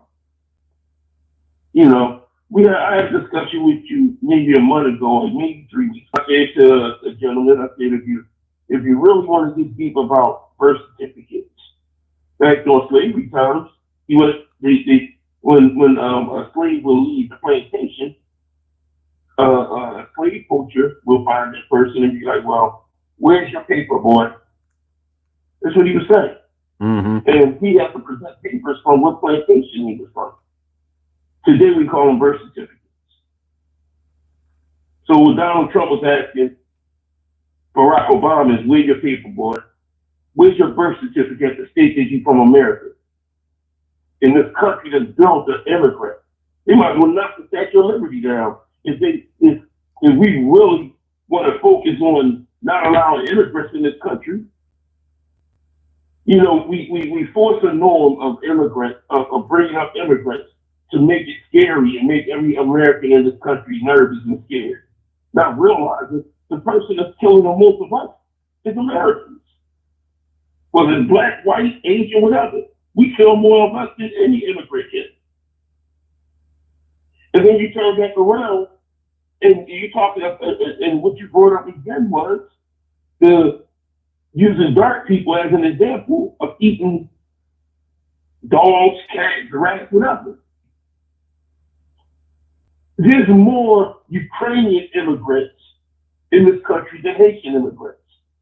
For years, I'm talking about decades, America has ignored the Haitian country, even through earthquakes, through fighting. They have ignored Haitian immigrants. And now they come to this country with hope of starting a new life. And now you demoralizing and disrespecting. I haven't heard nothing about Ukrainian immigrants. Nothing. You know? Yeah. I don't want to, the fact that this man, and that's not even, if you're a woman in this country, this should be not a word in your mouth that should make you want to vote for this man, considering he's taking your right as not just a woman, but as a human to make decisions with your body. He's taking your rights as a human. That's like I'm telling us that, well, I don't want a man to be able to penetrate the woman's vagina. So I'm gonna put somebody in the Supreme Court for a man not to be able to do that. As a man, we control our bodies. As a woman, they control their body. Whether they're pregnant, whether of anything. You can't tell a woman what to do with their body. This is America. Home, land of the free, home of the free. You don't have it's not a dictatorship. If people in the Supreme Court need to be appalled for even allowing Roe versus Wade, you should never need a Roe versus Wade when it comes to a person that can deal with them. We're not here to judge anyone. I'm not here to judge what's his name.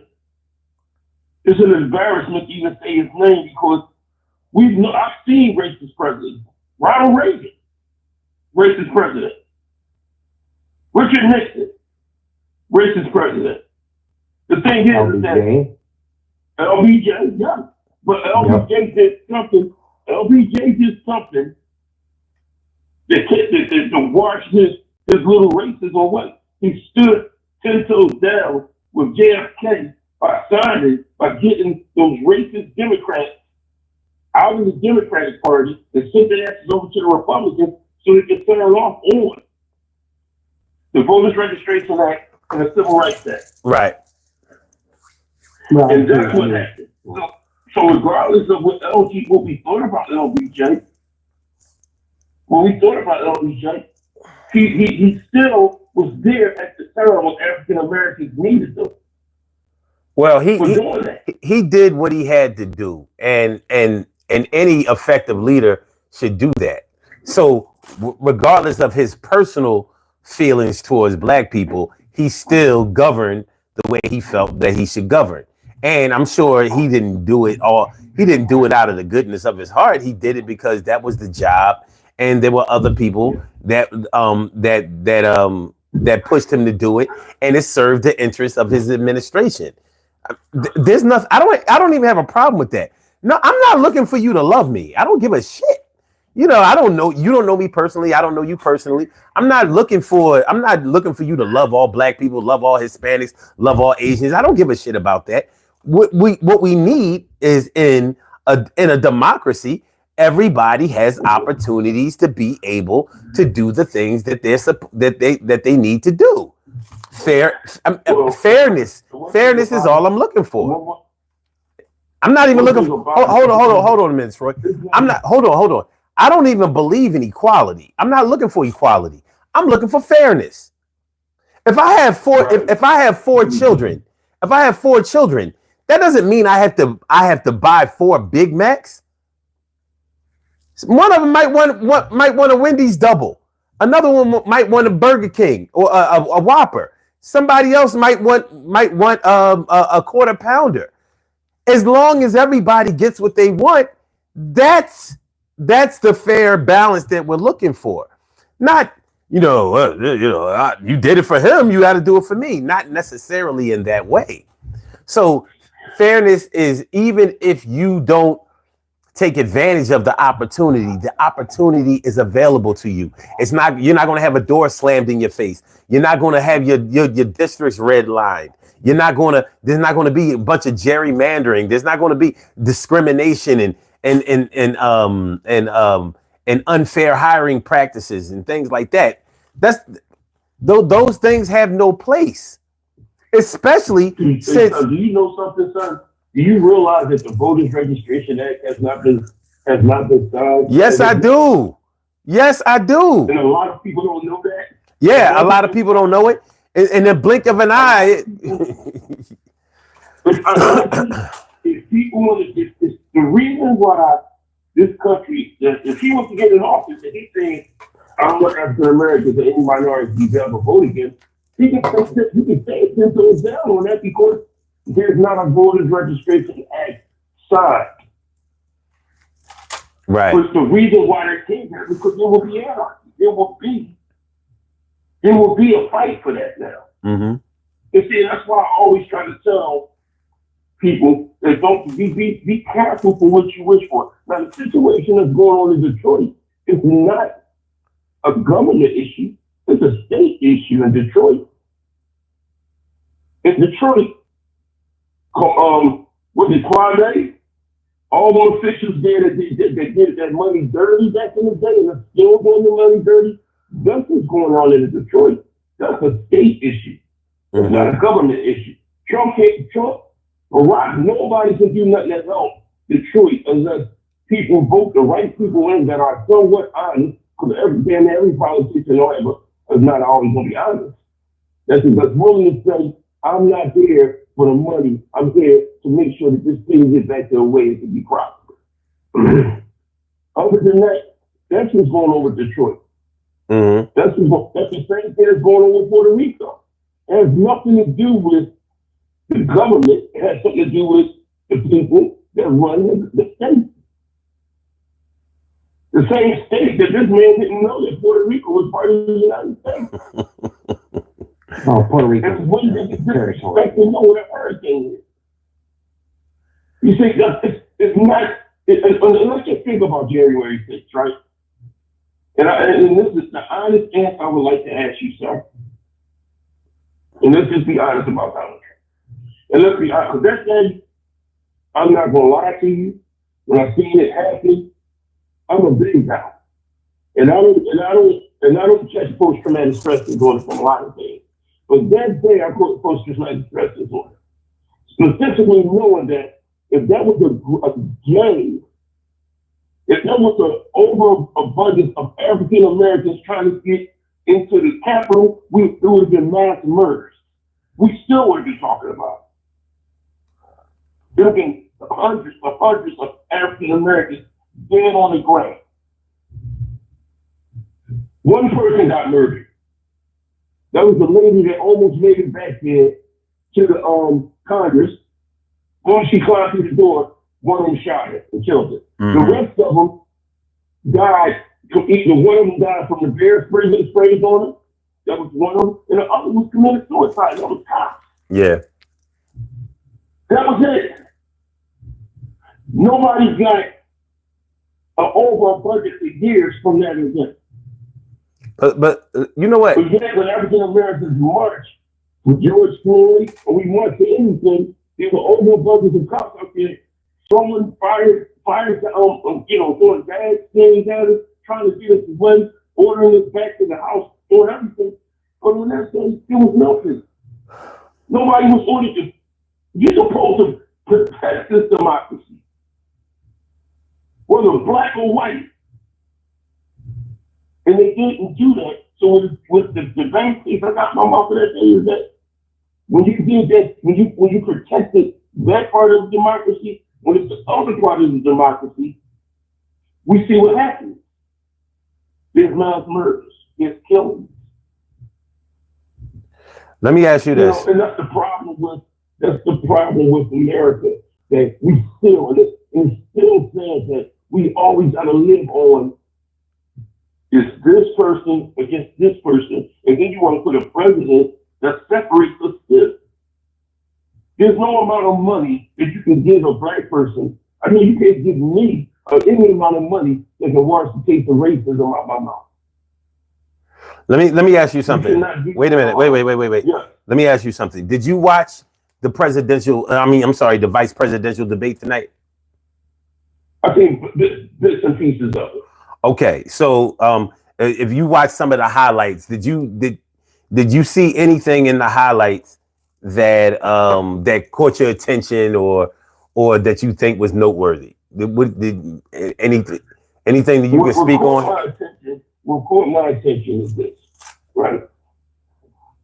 That if this guy J.D. Vance wanted to be on the next level of being a great politician, he would be his own man.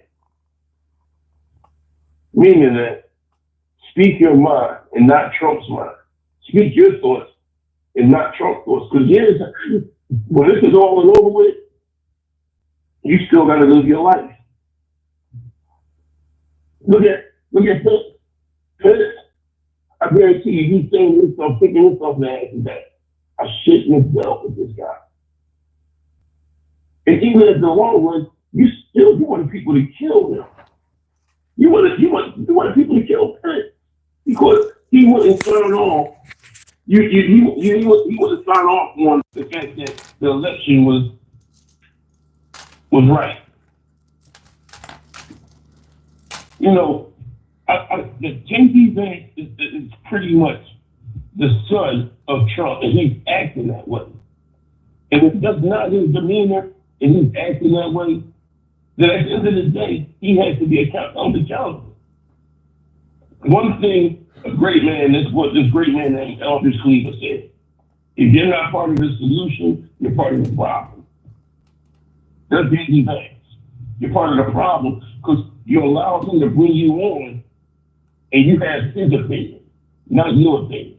You're the one that brought up Haitian immigrants eating dogs and cats. He brought that up. But then Trump ran with it. Mm-hmm.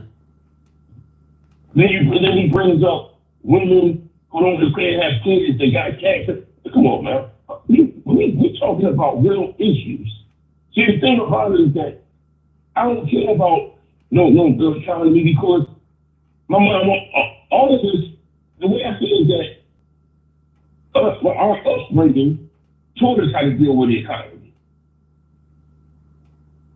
Yeah. Our upbringing, the way our mom and our ancestors taught us about our upbringing, we always know how to make $1 out of 15 cents and make that 15 cent stretch. Even when they tax it, we still know how to make something out of nothing. So the government really never made us struggle like that. The harder it gets for us, the more we get put themselves down and keep on walking through it because that's our upbringing. Hey, Troy. So chicken. Hey, Yeah. Troy, are you when you're speaking on your device, are you speaking on do you have it on speakerphone or are you speaking directly into the phone? I'm speaking on the AirPod. You want to take it out? All right, some people are saying that you sound muffled, like they can hear your voice, Okay. but it's hard for them to understand what you're saying. I want to make sure everybody gets to hear you clearly. Okay. You hear me better now? Yeah, you are. That's a lot clearer. Okay, my bad. Okay. Well, like I was saying, we sit back, through our upbringing, we always been taught how to make $1 out of 15 cents. And it's easy for us to do that. Even when you tax the 15 cent or the dollar, we always been learning how to do that because our upbringing taught us. Let's put that case of chicken in there, get a case of potatoes, get some vegetables, some frozen vegetables, canned vegetables. And if we start running low, we just do it again. Okay. Because at the end of the day, as long as we got something in the refrigerator to eat, we good. But at the end of the day, I'm not worried about the economy. I'm not worried about $8 eggs. Okay. I'm worrying about this country getting to a sense of normalcy and staying normal. See, the difference is that when Donald Trump wasn't in office, you didn't see the Tiki Torch races. As soon as he got in office, you seen the Tiki Torch races. You heard about Proud Boys. You heard about all these other divisions in this country. Well, and now he's not in office. You don't hear nothing. You don't hear much about all that. You don't hear nothing about none of that unless you go to Fox News. You go to Fox News, that's when you hear the bullshit.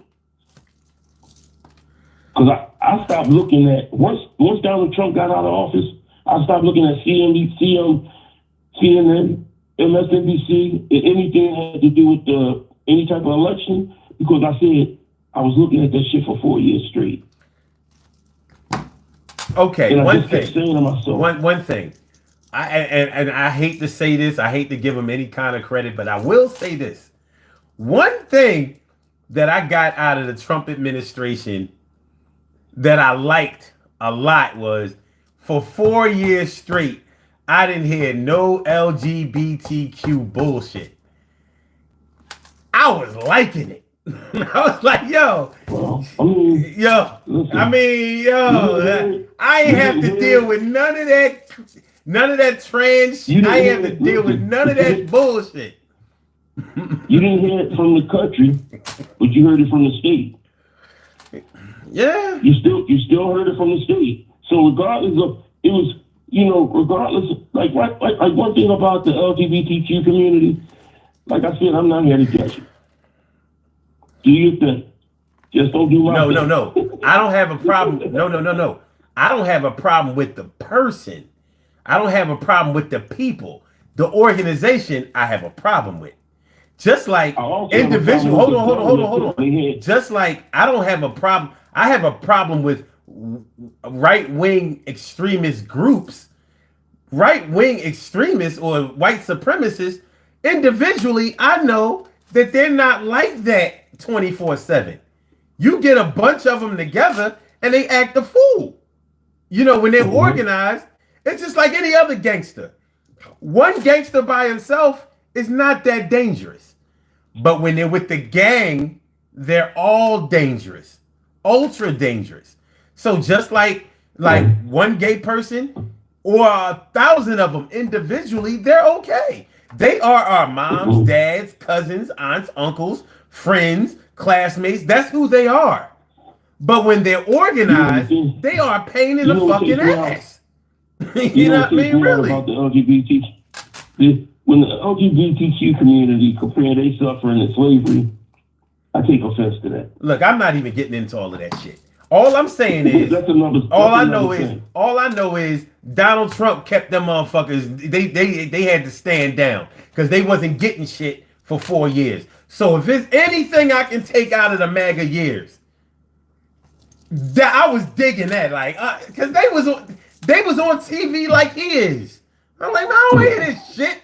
You know what I mean? All this, you know what I mean? I don't listen. I'm a Democrat, but I'm not a liberal. I'm not a liberal. You know what I mean? I ain't with all that bullshit. You know, I'm not. I'm not with all of that. I think me and you the same way.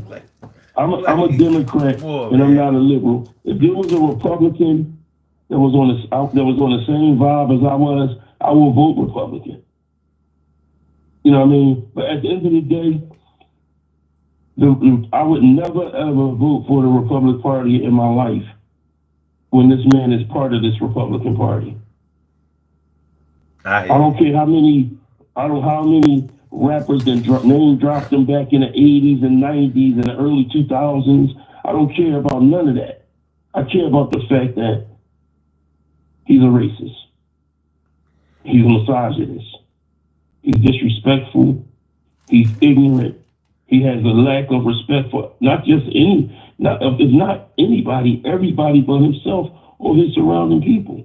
And if you do him wrong and you're part of his surrounding people, he'll have disrespect towards you too. Well, there's a difference between a racist and a white supremacist. I have strong feelings against white supremacy. I'm not with all of that shit. Most definitely. You know what I mean? You can like whoever you want to like. You know, you can hate whoever you want to like. You can hate whoever you want to hate. Bigots and all of that. I don't support bigotry or racism or anything like that. But I can deal with that more than white supremacy, because when you start dealing with white supremacy, now you're telling me that everything at the top has to be white. So that means no blacks, no Asians, no Hispanics, no nothing will ever get any opportunities to be the head because of white supremacy. That's a problem. That's a major, major problem. And unfortunately, this country was founded on white supremacy. And look, if I was white and I see how this is set up, and I was conditioned to believe that I'm superior regardless of my financial status and my class structure or whatever. Yeah, I would probably want to be on the winning side too. However, because I'm not born on that side and I've been conditioned the other way, I understand that everybody has to have an opportunity to be okay. So one thing I always look at this country as, son, you ever see that movie A Time to Kill? Yeah.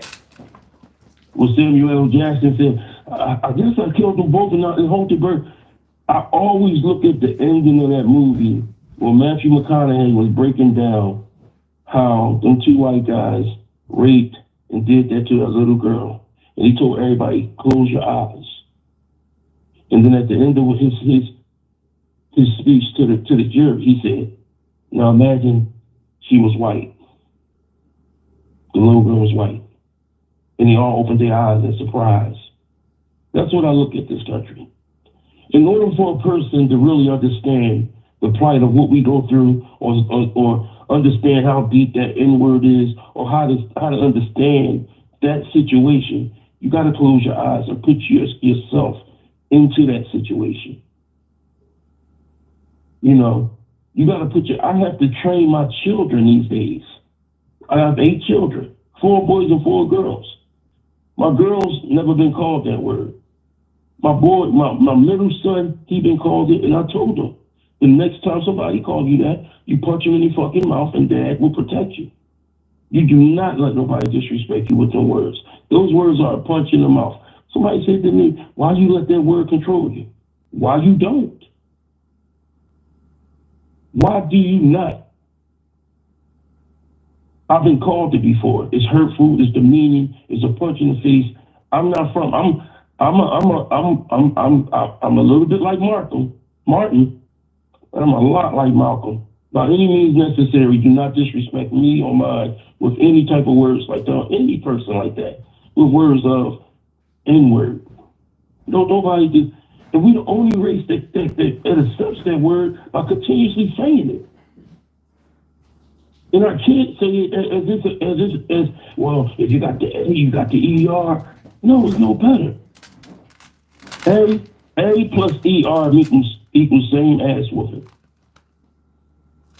I don't like Fat Joe saying it. Well, I grew up around them. Just like me saying I grew up around Puerto Rican, so I can walk around saying spick. No, spick's a Mexican. I don't like go. Yes. Well, whatever. So you know, I don't, or using a Puerto Rican word that they use as a racial slur. No. I mean, you understand what I'm saying, though? I mean, I do. Listen, I don't really have that much. I don't have a problem. I don't have too much of a problem with certain language, as far as racial epithets are concerned, because I don't ever want anybody to think that they have power over me by verbalization. I'm not with all of that. So my thing is, I can see your thoughts. I'm just saying. Hold on a second. Hold on. All I'm saying is, I would rather be called a nigga than to be treated like a nigga. Don't treat me like a nigga. You can call me whatever you want to, but 90 seconds. What I don't want is for you to be able to stop my children from going to school, stop them from being able to dream, stop them from being able to advance, stop them from being able to open up businesses, stop them from being able to be successful, stop them from feeling like they are protected and safe, and stop them from feeling like they're not worthy of the same freedoms that everybody else is in this country, 60 seconds. or should I say the more privileged class. That's what I have a problem with. You know, you can call me whatever you want to, and of course I'm saying that as a 54-year-old man that has been through that has lived life, has read a lot, has gone to school, and has experienced enough to be able to eat, to control my emotions when it comes to verbal attacks. And I understand that not everybody can do that on that same level. However, I know that just like, you know, like Troy, remember back in the day, when somebody would be talking shit to you or whatever, and you'd be like, yeah, but you can't beat me though. And remember how that was stopped? That would shut that whole shit down. 10 seconds. All right, but can you beat me though? You know, so all that shit talking, all of that getting bust on, all that, it was settled there. Yeah, you're right. I can't beat you. That's right. And guess what that means? Now you gotta shut the fuck up. That's exactly what that means. It's time for you to be quiet, or I'll put a sign on your eye that say closed for the weekend. That's so for me, it's the yeah, you ain't heard that in a minute, right? So it's the same concept. I'm like, yo, you can talk as much as you want to, but I mean, as long as I can pull a knot out of my pocket, as long as I can go, dine at the finest restaurants, me and my family, me and my people, me and my friends, as long as I can go on vacation, as long as I can worship, I can worship without fear that gunshots are going to go off or they're going to firebomb my place of worship and things like that, then I'm good. I'm good. You can call me whatever you want. Remember, even though they've strategically changed the definition of the word Nigger. Remember, it used to mean ignorant. It was right there in the unabridged. You remember? I'm showing my age now. Remember the unabridged Webster's dictionary. The unabridged. Yes, that I do, bro. that meant the fat Yes, I do, one. my brother. Right. They had the pictures in there and all that shit. Yeah. In that dictionary, the word nigger meant ignorant. So if somebody who doesn't know you, if somebody who is not as smart as you, not as educated as you, not as knowledgeable as you are, if they call you that, then they're actually dissing themselves because you're not ignorant. They are. They think that they have. They think that they're hurting your feelings, and they're not.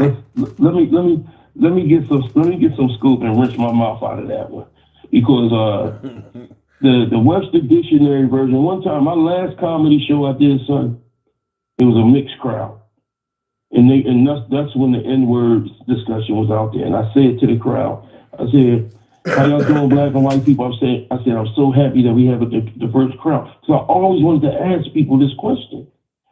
I said, white people, do me a favor. If you believe the definition of Webster's dictionary of the N-word, if you believe that's the fiction, do me a favor. Look at the black person next to you and call him a nigger. Because you only call him an ignorant person. Call him that and see what his reaction will be. Because right, you know damn well that's not what that word means. Listen. We know it's not what the word means. I'm not trying to turn this into a race thing. No, it's all good. But listen. I hate to cut you off, but it's 4:03 in the morning. We got to go. It's over. It's over. And, you know what I mean? They putting the chairs on top of the desk. They done turned out the lights. You know what I'm saying? People taking us, they starting to loosen up their uniforms. We got to go, my brother. We got to go. Ain't nothing wrong with it, man. Love is love, though. Wrong with it. Love is love, though. I love you, bro. Yeah, I love you too, man. You take care. And I see you on the next one. I'm going to holler at you. Okay. All right. My man Troy Diesel, thanks for calling in. Info Spot 411.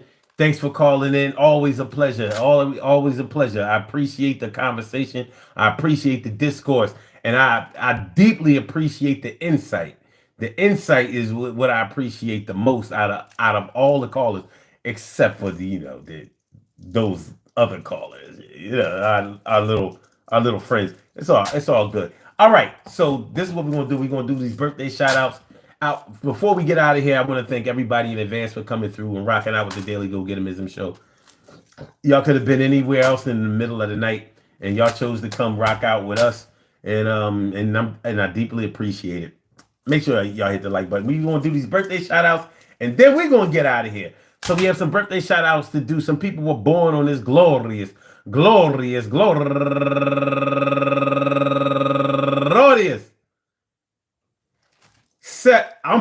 October 1st, and they deserve to be acknowledged. So let's go about our business of acknowledging them and making them feel special because they are special, because they are special, because they are SPECIAL. They get the RESPECT. They are SPECIAL. They get the RESPECT. They are SPECIAL. They get the RESPECT. They get number one out the box. Akshaya Tamat Sun Ra, happy birthday to you. And also Kimberly Gilbert Barnes, happy birthday. And Tamara Edwards, happy birthday to you. And Kimberly Mac Mingus, happy birthday. And my girl Doris Best Ruff, known by her friends as 99, happy birthday to you. And Katie Stallings, happy birthday. And my man J.O. Moore, happy birthday. And Justice Glenn, happy birthday. And Shay Bullock, happy birthday. And last but not least, my people's Prizzy Pro. I want to say happy birthday to all of y'all. And I hope that today finds you all in good health, happiness, mind, body, soul, and spirit. And that goes out to each and every person out there born on this glorious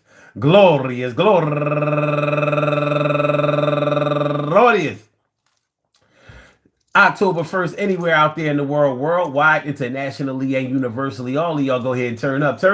But don't turn up too loud. Just turn up loud enough so everybody can hear you. Rock out, rock on and do the damn, the rock out, rock on and do the damn, rock out, rock on and do the damn thing. You do your thing, y'all. Represent the queens and kings. You do your thing, y'all. Represent the queens and kings. Hold on. I almost forgot because I shouted them out last night because it had turned into October 1st. But I can't let this day go by without acknowledging my late, great stepdad. My late, great stepdad.